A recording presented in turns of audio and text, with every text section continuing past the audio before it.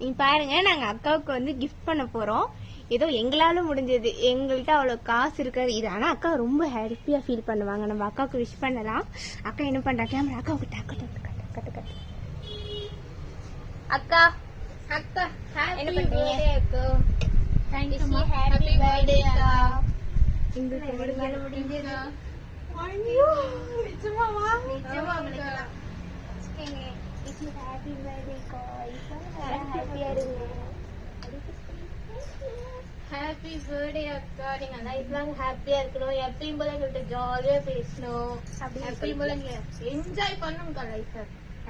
அக்கா happy birthday அக்கா. Thank you. Happy birthday. Thank you. Life long ஹாப்பியா இருக்கணும். லைஃப் லாங் ஹாப்பியா. சரி சரி சரி.